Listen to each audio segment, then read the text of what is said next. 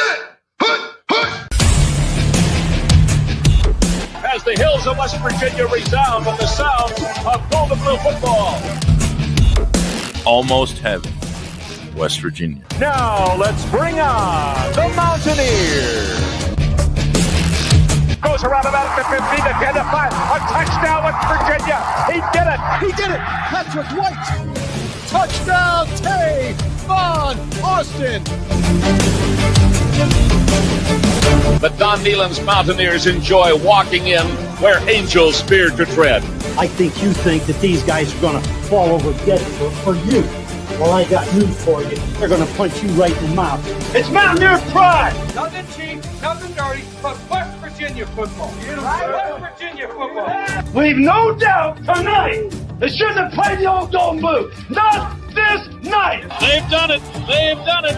A perfect season. And the Mountaineers, for the first time in history, undefeated and untied. Don Nehlen and his Mountaineers, for the second time, have finished a regular season with an unblemished mark.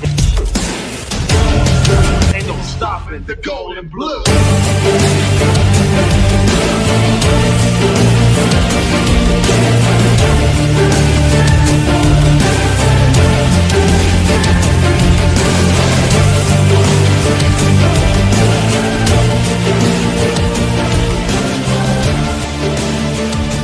It is a great night to be a Mountaineer wherever you may be.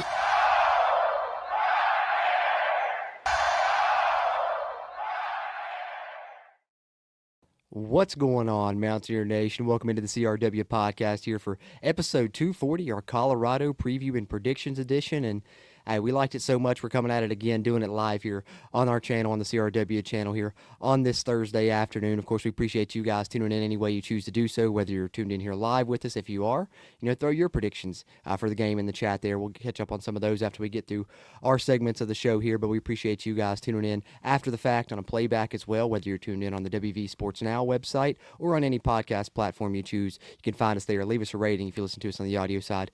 We appreciate that, but hey, we're excited because we get to break down a game with West Virginia coming off a victory with a chance to win 2 in a row now as they welcome Colorado into Morgantown. West Virginia with the big road ranked win last week. Now welcoming Colorado into Morgantown here for the penultimate home game of the 2025 season. And joining me to help discuss it, of course, we got my co-host in the house. What's going on, Steven? What's going on, everybody? How you been doing, Cruz? Hey, doing good, man. It's been a week where I've been in good spirits, after finally getting the big win, right? Right. Yeah, I think all of Mountaineer Nation is, for sure. I think for myself, man, it's been hard not to put those blue and gold glasses on and keep myself from thinking we can go out here and get bowl eligible at the end of this season. That's right. If you've seen that locker room at the end of the game last Saturday, man, the game itself, we played phenomenally comparatively to what we had been for the, previously during the season. But that locker room, man, that made me a believer. You got Rich Rodder coming in there, and he's like, now that's West Virginia football. That's how you play West Virginia football. And every time they play us, that's what we're going to get. And everybody said West Virginia football. Dude, when they said it with him, I got chills, man. That's how you know everybody's locked in. That's the kind of stuff that makes me ready to run through a brick wall. I don't know how you're not ready to play games. From a Rich Rod pregame speech, man, if that's the postgame speech. Yeah, I would have been ready to turn around and play again on Sunday, dude.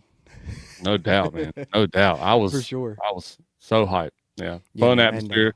So, I don't know. I think, with as many negatives as this season's had to it, I think that there has been some really great positives so far. You know what I mean? This has been, with just the few amount of wins that we've had, some of the most emotionally, laden wins, I guess you could say. Because, obviously that Pitt game, I'm still, in shock about that one. That one was really emotional high, and then this one was obviously really, really cool to see.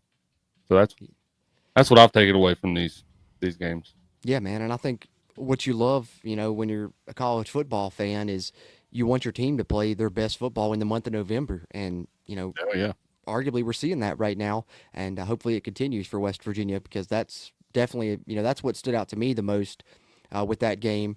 And I don't think anyone was really expecting us to win, but the fact that they did and the fact that they got the buy-in from this team with all the injuries and everything else going on just shows that this staff, they definitely haven't forgotten how to coach. They're getting it figured out for sure. Yeah, and credit to Scotty Fox. I mean, I know we've talked about him a lot, but I was even on the side of saying that, he's a true freshman. He's going to have time he's got to have time to grow. Man, he grew a lot just within this season. Yeah. So really, really impressed with his performance on Saturday and how he was able to manage the game and protect the ball first and foremost. Yeah, can't say enough about that kid and the rest of the team, obviously, but Scotty Fox.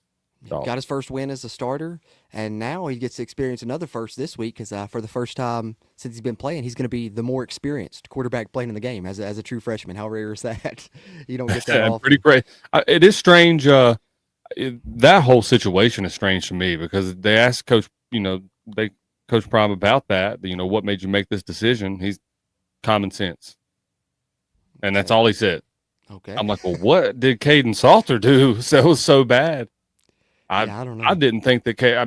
Colorado as a whole has been an absolute disappointment comparatively to what they were supposed to be this year. That's true, but I didn't think that Caden Salter's play had been that bad. No, I didn't either. I'm a football coach. I didn't either. I guess unless maybe he's just thinking, let's prepare for the future. Let's get the younger guy in there. I don't know. But that's who we'll see on Saturday is Julian Lewis and at the quarterback position for Colorado, and we'll talk about that more when we get into the matchups. But let's get a brief overview here first, Stephen, and I'm going to get some of your opening thoughts on the matchup. But West Virginia and Colorado coming into the game, identical records, both 3-6 overall, 1-5 in the conference, rather.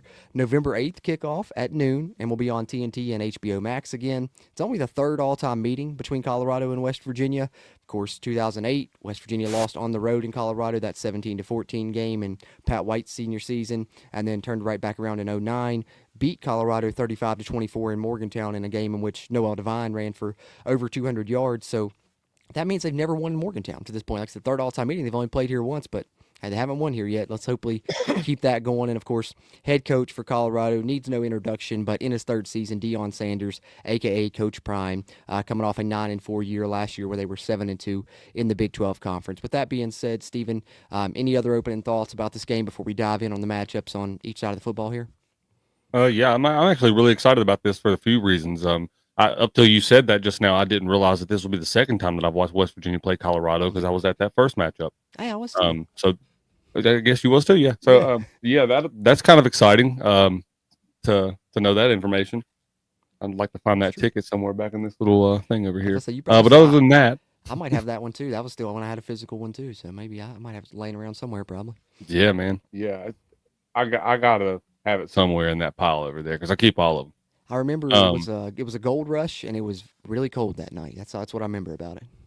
Yeah, it was a gold rush because I remember I got jealous because they used to make T-shirts for the Mountaineer Maniacs and they would say Gold Rush on them and they had the matchup on them and all that. And I remember those. Yeah, one so bad. And that was of course that was when I was still in high school. Yep. So yeah. Anyway, interesting matchup, really, really similar in records, and so much so that both teams have beaten one ranked opponent. Well, West Virginia technically now has beaten two ranked opponents. Pitt's up there in the college football. So I would argue that. But anyway, ironically enough, though, Cruz, the one ranked win that Colorado has was against the number 22 ranked Iowa State Cyclones. Both beat just like West Virginia's one ranked was against the 22 ranked Houston Cougars. That's wild. So I thought that was a really irrelevant statistic to throw in there, but I thought it was pretty ironic. I wanted to add it. It is, man. There's a lot of similarities between these teams when you look at it. Like you mentioned, the record. There's that, and then they've kind of cycled through quarterbacks. West Virginia a little bit more so than Colorado. Yeah. Mixed bag on the season. Performing kind of under expectations, I guess, but at the same time, despite the similarities, I think at this point we're seeing teams kind of heading in opposite directions, and we kind of got to see how that pans out with West Virginia looking like maybe they've turned a corner and have figured some things out, and then Colorado having by far their two worst performances of the season over the past couple of weeks, giving up 50+ in each game, and that game against Utah having negative total yardage at halftime, so struggling on offense and defense both games. So they're kind of trending down. West Virginia's kind of trending up, but I'm fully expecting a resurgent Colorado team to come out and play a little bit tougher than they have the past couple of weeks for sure. Yeah, I definitely expect the same. I think, especially, I think that's the reason that you're seeing the switch of quarterback. It's not because of anything else other than I think that, you know, Prime wants to see somebody go out there that maybe shows more initiative than what he's seen before. It's probably not the only position he's going to be switching up. Yeah. So I'd be surprised if we didn't see a little bit of something different out of their personnel this week on both sides of the football, since they've been, you know, doing so bad. But I do expect West Virginia to play on the level that they played last Saturday, because I think that's the message right now. You know, this season's not over. We've got plenty to play for. You know, look how good we can play whenever we stick to our assignments, do what we need to do, and play West Virginia football. That's right. That's right. So I truly do believe that's the message, and I like where Rich Rod's got him at right now. And I think that you know, just like we talked about before, if you can finish this season off on a high note and you can win games like, not especially this one, but especially like this one, but especially the last two ahead of this one, then I think you're really putting yourself in a good position heading into next season. But I expect a good game, man. I do. I think Prime's, love him or hate him, man, I do think Prime is a good football coach. I know that, you know, he's had, you know, up and down success while he's been in Colorado. There's a lot of people that don't really like him. I think that there's a lot that goes into it, but I think overall he does have IQ and he can call plays when he wants to. I just don't think it always works out for him. So yeah, I say that to say he's beatable, but you know, we got to play a good game. Yeah, we do. They're gonna come in and play better. There's no way that they're gonna repeat the same performance 3 times in a row. I don't think that's why they're making changes. As you mentioned, we talked about the quarterback spot, but let's talk about some of those changes a little bit, because we're going to talk about the Colorado offense against the West Virginia defense here. I think there is one interesting change to look at there, not necessarily player personnel-wise, but more coaching staff personnel-wise, because the offensive coordinator there at Colorado has been Pat Shermer in his second season there. Of course, former NFL head coach. Remember him with the Browns, Giants, some other ball clubs. But what I came across this week, let me share this with you guys really quickly, because it was USA Today that I think broke this. This Buffs account, DNVR Buffs, shared it. But Pat Shermer was stripped of his play calling duties after the Utah game and demoted to quarterback coach. Tight end coach Brett Bartolone was calling the plays against Arizona. And a little bit of background on him, who looks like, I guess he'll be the play caller for them for the remainder of the season. Locked On Buff shared that he was the OC at Jackson State when Shedeur Sanders won MVP there. Jackson State had a top 10 passing offense in the FCS under him. And he also coached Carson Strong at Nevada, who won the Mountain West Conference Player of the Year twice. So definitely has some experience, you know, running the offense at multiple stops and experience running offense under Coach Prime. So it seems like they're trying to revert back to that. We'll see if it makes a difference. Last week wasn't so much against Arizona. If he was indeed calling them then, we'll see if they've improved this week with a new quarterback in tow. But as far as their stats, they've been a little bit lackluster on offense. They're only averaging 22 points per game. For comparison, West Virginia is averaging 23, so West Virginia's offense outperforming them there, and in the yards per game category, where Colorado's averaging 330, and West Virginia's offense has been averaging 358. And, you know, West Virginia's offense at times has been nothing to write home about, so that shows you how Colorado has struggled a little bit this season. We mentioned him briefly. Juju Lewis, true freshman, is going to be the starter in this game. Got in a little bit last week in limited action, 121 yards and a touchdown. He's 9 of 17 on the season, but this is a guy that was, borderline 5-star recruit, a top 10 quarterback recruit in the nation in the 2025 class. So certainly has the talent. We'll see if he's ready yet. I mean, maybe thrust into it, and we'll see. I know what I'm excited about is seeing what Zach Alley draws up to, attack and confuse a true freshman quarterback. But then the guys that'll be throwing to, the main ones to be concerned about are Omarion Miller and Joseph Williams, both big play threats, averaging over 14 yards per reception on the season. Miller has 521 yards to lead the team and 6 touchdowns. Joseph Williams, 386 yards on only 27 receptions. Main running back, their leading rusher, is Michael Welch, 313 yards and 2 touchdowns, averaging right around 4 yards per carry. So some of the players there, and a little bit of a staff shakeup potentially there as far as the play calling is concerned, Stephen. But how do you feel about West Virginia's defense matching up against this Colorado offense with a new play caller and a new true freshman quarterback? I feel pretty good about it initially, but I'm still kind of leery about how we're going to contain Juju. Juju Lewis, I think is his name, Mm-hmm. Julian Lewis. Yep. I mean, he's number one or over 2. Something like one of the top 2 quarterbacks out of his class, when he committed over there. got really great wheels. Supposed to have a really good arm, but with that being said, he's still a true freshman. But we have a true freshman. They just don't. They're not always playing like they're young anymore. So don't really have a large sample size from the previous games he played. Like you just said, he's only played in a backup role all season. So yeah, I think it'll be. Go ahead. Oh, I was going to say, I just think it'll be largely dependent on how well we can contain him on the outside. But I think we did a great job last week of getting containment on the outside. I think Jamori Robinson especially had a hell of a game. He did a lot better last game than what he had been able to do. So if him and Curtis Jones can get to him fast, I think he's going to have a bad day. Yeah, that's great point. That's what I think the main game plan for West Virginia will be, is to obviously stop the run force them into passing situations, win on early downs, because I think that's what your recipe for success is. You get Colorado into second, third and longs, and then you let Zach Alley draw up some stuff, come after him with exotic blitzes that hopefully will confuse the true freshman. And what I was going to say there was, I think that, when I look at Scotty Fox, he's really starting to come into his own now, but it took a couple of games to get there, right? And similar to Julian Lewis, who was in a backup role and now is making his first career start, Scotty Fox was in a backup role, made his first career start on the road at UCF, did not perform the best in that game. It was the second and third starts here that we've seen the past couple of weeks where he really started to improve.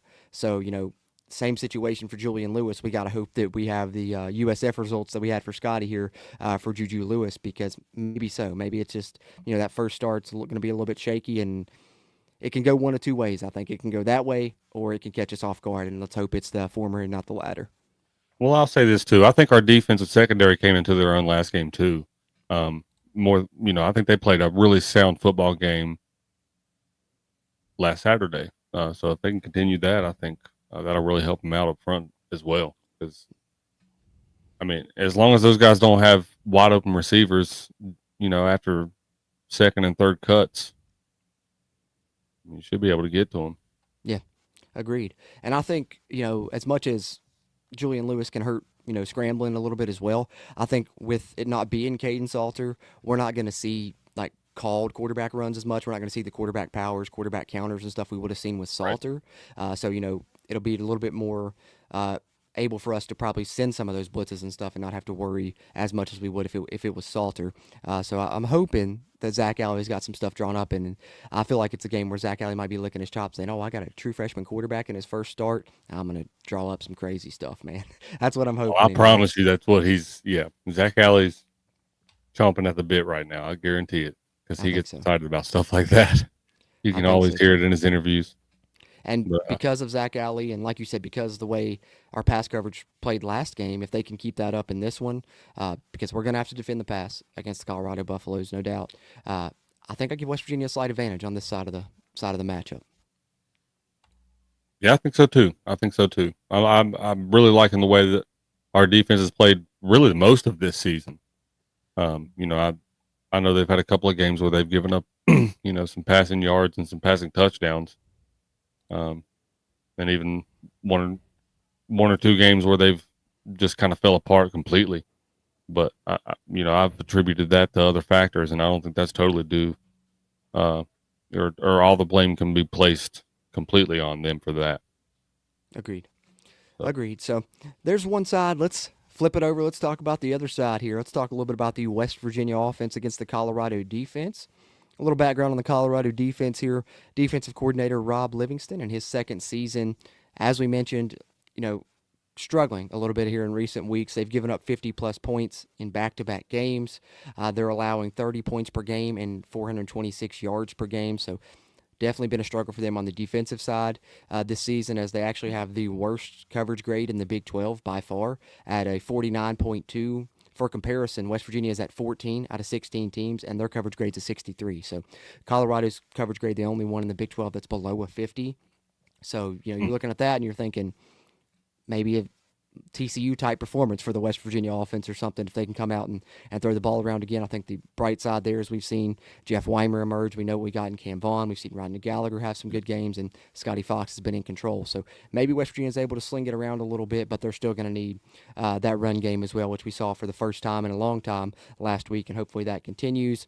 As far as some players to watch on the Colorado defense, we'll go one at each level. On the front line, defensive end Keaton Wade leads the team with 2.5 sacks. Next level up there at the linebackers, Jeremiah Brown, 50 tackles and 2 sacks on the season. And then the back end, Carter Stoutmeyer at safety really stood out to me because of his PFF grade, one of their highest graded defenders, and he has an incredible run defense grade on PFF of nearly a 90. So some of the names to watch there on the Colorado defense. But how you feeling about this matchup, Stephen, as West Virginia looks to continue what they showed last week offensively, putting up 45 points on the road? I think none of us saw that coming. I guess 38 of them were from the offenses. They did have the pick six, but still the best offensive performance in a long time, maybe in the entire season, and you're coming off that and going up against a defense that's struggling. Got to kind of like the way this looks on paper and just hope it pans out, right? Yeah, I mean, I initially feel good about it because I like our performance, the way that they handled themselves on the road last week especially, and I really like what I'm seeing out of our running game right now and what I've seen out of our offensive line last week. With that said, though, they've got a stout defensive line, which has provided them the bulk of their success on that front or on that side of the ball. So if West Virginia is able to find a way to stop those guys for the majority of the day, then and if we can get a running game established pretty early so that they can pass it around, I think we'll have some success. But I think that if the line falls apart early and if Scotty's not able to get move out of the pocket or do what he needs to do or go through his progressions, I don't know what we're going to be able to do because, that's not going to be good. Yeah. Not going to be good. That's when we've fallen apart before. Yeah, we need the offensive line to replicate what they did last week, not only getting, push in the run game for the first time and who knows how long, but the pass protection was incredible last week as well. Don't believe we gave up any sacks, and if we can continue that, I really like our chances. You give Scotty a clean pocket, he's going to make something happen. Absolutely. I didn't want that to sound so negative. I know it did. No, but I think West Virginia's offense has an issue all year. I mean, yeah, but they played a lot better last week, and I think it was whatever they skipped up, they mixed up schematically. Because we even touched on, they didn't really mix up any personnel that much. Yeah. It was more of their assignments, and it seemed to work really, really well. So I'm liking what I'm seeing out of that. Yeah, me as well. Let's hope they can replicate that. And I think if West Virginia is able to run the football, then it's going to be potentially a bad day for Colorado if West Virginia is not one-dimensional. Because I'm sure that's Colorado's goal, was either make us throw the football or shut down the run, as a lot of other teams have done this season. But I think if West Virginia is able to get that run game going, I'm going to be honest, I think West Virginia might have an advantage on this side as well, at least with the way things have looked in the past couple of weeks. So, it's I guess right team at the right time, That's a good way to put it, man. It's not just like we've seen it out of the last, this past week because we won. We played a really good game against TCU a week prior that we had a chance to win and didn't. So that's a good point. Yeah, man, because I was wondering if that second half of the TCU game was going to be just an aberration. I was like, because we're playing a good Houston defense. But when they came out and showed me that against the Houston defense, which had been really good all season, I'm balled in now. I mean, they got me back on, feeling good about this game, and who knows what could happen the rest of the season. So like we said, to begin the show, the vibes are up, and rightfully so, because the team's performing well, and most importantly, they're playing hard, and they're playing what, Stephen? What type of football are they playing? West Virginia football. That's right, my friend. So with that being said, brother, let's get into our favorite parts here. That used to be my favorite thing to say whenever West Virginia would score, whenever I was at the game. I was like, that's how you play West Virginia football. Hey, man, I'll tell you what, when I heard that, the first thing that went into my head was next year for the podcast, probably going to have to work on a new intro and include some of those clips from Rich Rod's press conferences and stuff into it. It's going to have to happen, man. That's absolutely a fact. Yeah. For sure. Fact. So we've hit on each side of the matchup here, and I gave a little brief overview. Let's get into the nitty-gritty here. Let's talk key to victory, and then we'll get into our score predictions for the game before we wrap up by taking a look around the Big 12. But you guys be sure to share your predictions in the chat as well. We'll hit on some of those here before we wrap up the show. But key to victory this week, Stephen, what do you got? What's it going to take for West Virginia to win 2 games in a row for the first time here in 2025? They have the opportunity to do it, and they have a good matchup in which they're actually favored in this one. But can they get it done? How's it going to happen? What's your key for this one? Well, I just mentioned it a little bit. I think that if our offensive line can continue to stick to their assignments and mitigate, blown plays where guys can leak through at, a really high rate or a really frequent rate, then I think we'll be successful all the way around, because I think our offense will be able to throw the ball around. I think their secondary is susceptible. Especially in the long game. I think that we'll be able to run the ball effectively if we can do that. And I will feel very confident that our defense will be able to stop them for most of the day. So if our offensive line can stick to their assignments, I think that'll equal West Virginia win on Saturday. That's well said, man. If they replicate the blocking performance from last week, it's going to give us a great shot at it for sure. And they will have won 2 games in a row. If that's the case, crew. That's right. Hey, and then you win one more. That's called a winning streak. Two's. I guess you could technically call 2 a streak if you want, but I've always counted 3 as a streak. But nonetheless, man, I agree with you for sure. I think that's a big key. The offensive line and their improvements last week and able to get some push, and then of course the pass protection was a big reason West Virginia was able to pull off that upset, accompanied with the defense forcing some turnovers. Hopefully you get that again as well. I think for me, my key to victory is more of an intangible thing than anything necessarily on the field, because I think the key to victory is handle success, because we've seen this team this season have to, overcome adversity, be resilient when things weren't going their way. But this is really, the first time this year that have had unexpected success, beating a team that no one thought they would win, go on the road and do it, and now you're coming back home and everyone's saying, oh man, you guys look like you've turned a corner. You're playing a Colorado team that struggled in the past couple of weeks. How do you handle that success, that rat poison that Coach Saban used to call it, when you're having that success that can really get in and make things go awry? Can't let that happen in this one. So I think let's handle success. We've seen how you handle adversity, and you can bounce back. Let's see how this team can handle success and if they can do the same thing with that aspect. So it's my key to victory. Handle success and replicate it. Yeah, I like that. All right. It's that time, Stephen. Score prediction time. I believe at the time of the recording here, West Virginia is favored by about 5.5 points. Crazy enough to think, 2 weeks ago, we'd have never thought West Virginia would be favored in another game this season, but we're at home. We're going to have probably a good crowd there, rocking it there for Military Appreciation Week in Morgantown. Steve Slayton being honored for his induction into the College Football Hall of Fame. That should bring some juice as well. So I think it's, a lot of things looking up for West Virginia, but are they going to get it done, man? What is your score prediction for this one? Can West Virginia make it 2 in a row? Yeah, I think they can. I got West Virginia win 34-21. Hey, let's go. Let's go. I like it. Double-digit 14-point victory. That's me being a little bit generous on the scoring. I think it might be a little bit higher scoring than that. Yeah, potentially. That's what I was trying to deal with in my prediction, because it's like Colorado just gave up 50 points in back-to-back weeks. We just had our highest scoring, offensive effort of the season, essentially. And so I'm like, should I pick us to score a lot? I'm like, I don't know. I feel like some of that's going to revert back to. That's why I'm trying not to. I didn't want to be too overly optimistic with it, but I'm right there with you. I'm not too far off. My prediction's similar to yours, actually. Surprise, surprise, right? Me and you always thinking alike, it seems. But I think West Virginia does do it, man. I think that they get this win in front of the home crowd. I think they make it 2 in a row. I've got West Virginia 38, Colorado 28. Mountaineers getting the victory. So, hey, we got them back on, boys. We done threw the gold and blue glasses back on for this one, and we're hoping for a Mountaineer victory. Hey, I'll tell y'all what. I got a little surprise for y'all. For those that's followed the show for a while, y'all know we break out the actual blue and gold glasses. That's right. When we really throw them on. I got some new ones. I'm gonna debut them here soon. They win on Saturday. I'm debuting them. You may as well debut them after a win if we pull it off on Saturday. Oh, I will. I got some over here. We'll come on the show rocking them on the Colorado review if we got to, man.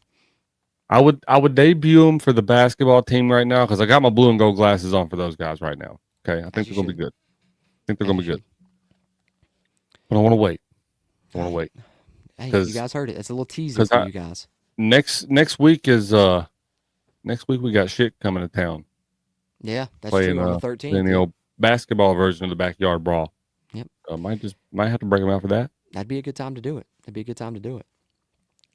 All right, so we got the West Virginia game covered here. We're both feeling pretty optimistic, predicting a win, and hopefully it pans out that way.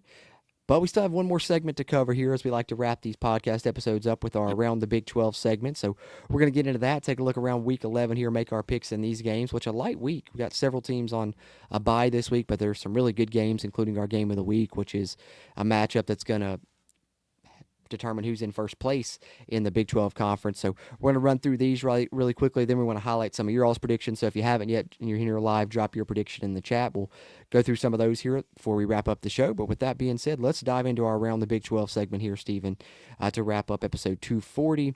We do have a Friday night game this week. Houston on the road at UCF into the bounce house, looking to come back from, the loss to West Virginia and go on the road and see if they can right the ship there. 8 o'clock Eastern kick on Fox Sports 1 on Friday. Who you taking in this one?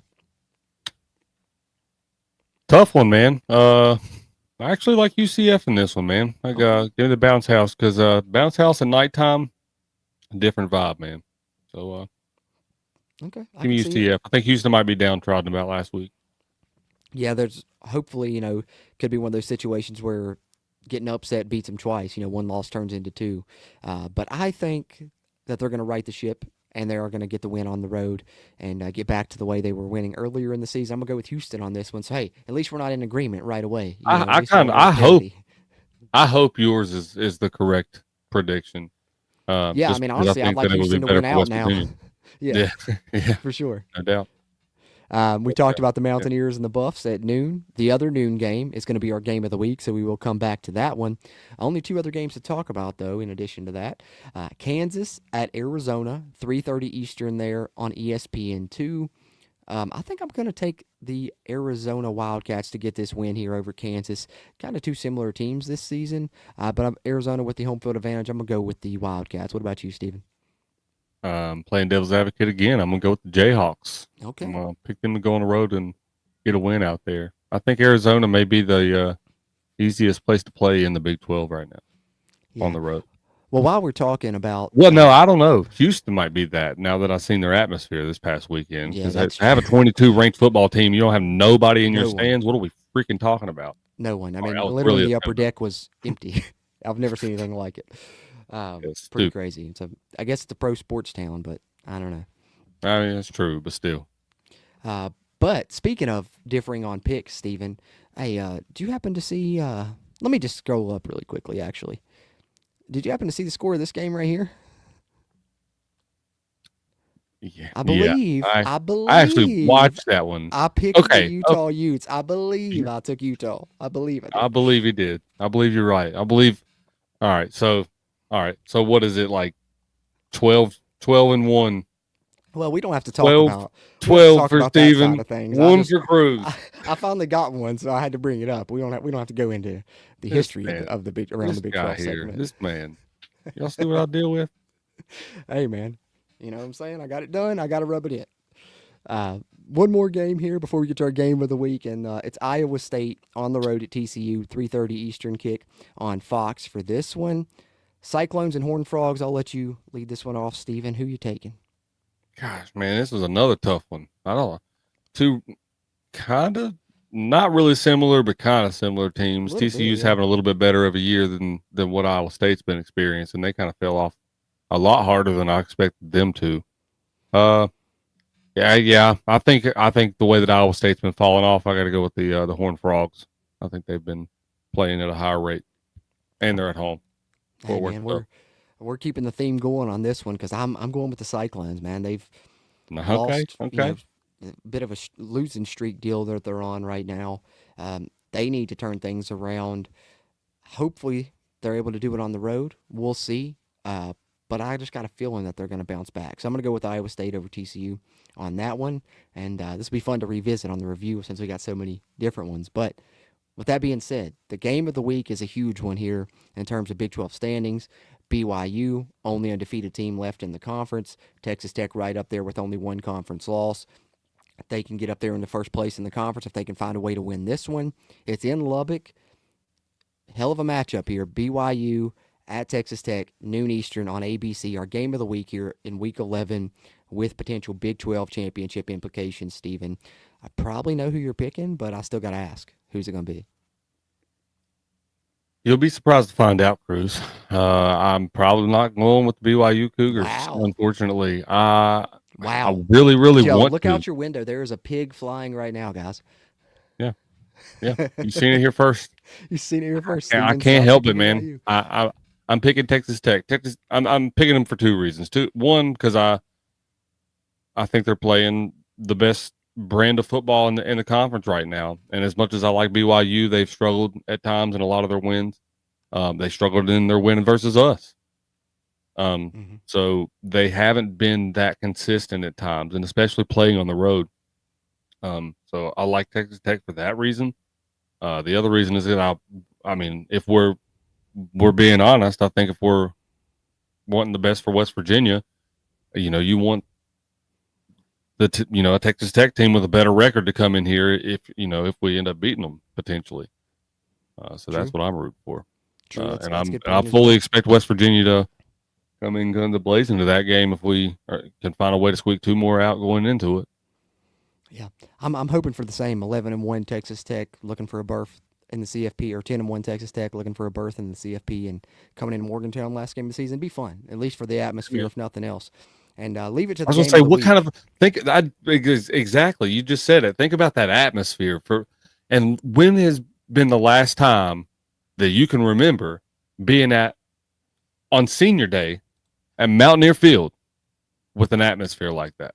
True. If that does end up being the case. Now, there's a lot of stuff that has to happen before that. Granted, don't count our chickens before they hatch. But I think the last time I can remember that was Pat White's senior night, man. Yeah. Last time I got that hype for a senior night game. Yeah, probably so. Oh, no, wait. I don't know. Pitt White would have been. I think, I was about to say 2016, I think, I believe it was the game against Baylor was senior day where we were going for our 10th win that year. So that one was kind of decent, but. That one was, one's up there. That's still, that's a decade almost, so. Yeah, I forgot. Skylar Howard, man. Skylar Howard, my dude, man. Shame on people for not appreciating him while we had him, man. Yeah. Only person in the 2010s to get us 10 wins. Yep. Only person in the Big 12 since we've been in the Big 12, to get us 10 wins. Not Gino, not Will Greer, not. Nope. It was Skylar Howard, man, and I loved him from day one, and I used to get in so many arguments over that guy because I loved him and everyone else would talk shit about him. So, I think in hindsight, everyone finally came around a little bit, but that's cool. I'm going to agree with you, though, on this game of the week. He was like, I was always right. I was always right. Don't worry about it. But I'm agree with you here. I think Texas Tech, man, to me, I've said it all year. I think that they're the best team in the conference. I think they're a playoff team, and I think they can compete once they get in that playoff. They've got a lot of really good pieces on their roster, and rightfully so with how they paid for them. They're at home. They know if they win this game, they're back in the driver's seat for the conference championship game. So I think Texas Tech wins it as well. So we do at least agree on the game of the week, but that wraps us up with our Around the Big 12 segment, which gets us close to putting a bow on episode 240 here, our Colorado preview and predictions. But before we do, let's highlight some of your all's score predictions here that have dropped those in the chat. Appreciate you guys. Our guy James Weekly always with a good comedic one. He said 1,000,000,000 West Virginia gets the win over Colorado. I like it.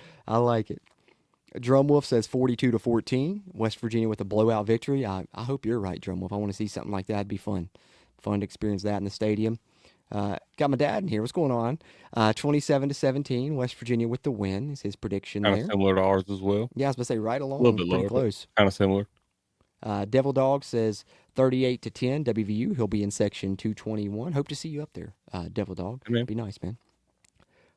And then let's see, I think we had one more from our guy. It's Coop, 41-17, West Virginia win. Hey, we got a couple of blowout predictions in here. I like that. I'm liking it, man. People drinking the Kool-Aid again. They got them golden blue glasses on, Steven.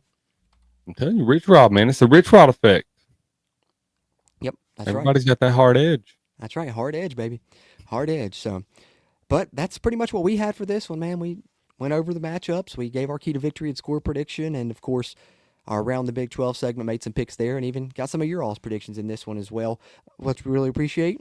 With that being said, Steven, any final thoughts? Yeah, man. Just this from my good old friend Pat McAfee. Let's go! Let's go! Thank you, Pat. Yeah, thank you, Pat. Well said, man. Our guy Blake Carter coming in with a late prediction. West Virginia 34, the Fighting Deons 14. Another positive one to end it on. And we appreciate you guys that tuned in here live, shared some of your predictions with us. And if you're watching on the playback, that's just as good. We appreciate that. And if you're watching here on YouTube, be sure hit that thumbs up button. Help us out with that crazy algorithm. Subscribe to the channel to stay up to date on all WVU sports news from us here at the CRW.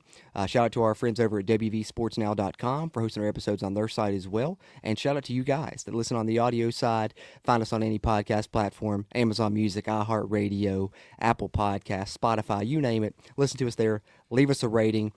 And we're hopeful for a second win in a row for West Virginia. We got a good feeling about it. Let's hope that ends up being the case. Eric Flowers coming in with one more late. West Virginia by 21.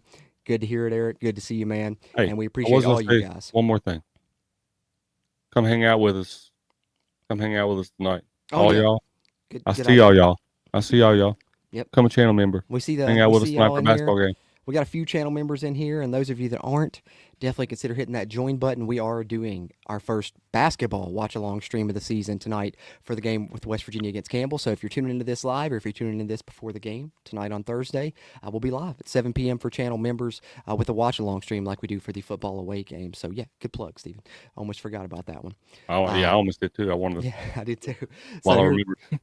About a little less than 3 hours here, basketball game tips off, and come watch it with us here on the channel as a channel member. And we appreciate our channel members keeping this mic recording, that camera rolling, and you get a ton of bonus WVU sports content by becoming one. And no better time than the present with both sports going on simultaneously. So, well said, and we appreciate you guys very much for tuning into this one. And we're looking forward to hopefully another positive review episode after this one in a fun atmosphere on Saturday. If you're heading up, be loud. Be raucous. Let's give a good environment to this team after they're coming off a big win, and let's go get another one. That being said, as always, I'm Jordan Cruz for my co-host, Steven. Until next time, let's go Mountaineers.